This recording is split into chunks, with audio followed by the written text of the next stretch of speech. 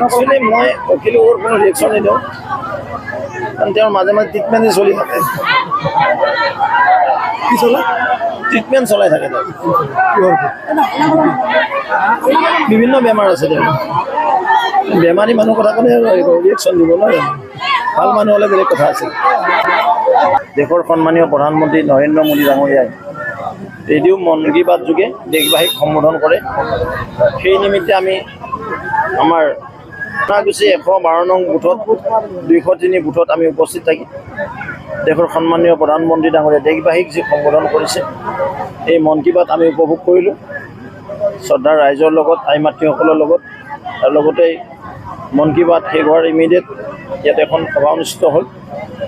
অহা 7 তাৰিখে যি পঞ্চায়ত নিৰ্বাচন অনুষ্ঠিত হ'ব এই পঞ্চায়ত নিৰ্বাচনত আমাৰ মিত্ৰগোষ্ঠী ভাৰতীয় জনতা পাৰ্টী অসম গণ পৰিষদৰ যি আমাৰ মিত্ৰগোষ্ঠীৰ প্ৰাৰ্থীসকল আছে ইতিমধ্যে ইয়াত আমাৰ জিলা পৰিষদৰ সদস্য বাইদেউ আছে মনোনীত প্ৰাৰ্থী আৰু আমাৰ মনাগুচি পঞ্চায়তৰ এপি মেম্বাৰৰ সদস্যগৰাকী আছে।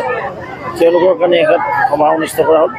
জনতা যিদৰে ওলাইছে ৰাইজৰ যি সমাগম দেখিছোঁ বিপুল ভোটত এওঁলোক নিৰ্বাচিত হ'ব আৰু এইবেলি পঞ্চায়ত নিৰ্বাচন একপক্ষীয় হৈছে। বিৰোধীবিহীন এই পঞ্চায়ত নিৰ্বাচন হ'বলৈ গৈ আছে। মাননীয় মুখ্যমন্ত্ৰী মহোদয়ে আজি অসমৰ যি উন্নয়নৰ বন্যা ওলাই দিছে ঠিক তেনেদৰে দেশৰ সন্মানীয় প্ৰধানমন্ত্ৰী মোদী ডাঙৰীয়াই অসম আৰু নৰ্থ ইষ্টক যিদৰে টকা পইচা দিছে ইয়াৰ সাংঘাতিকভাৱে প্ৰভাৱ পৰিছে আৰু এই প্ৰভাৱে বিৰোধীক ধূলিসাৎ কৰি দিছে।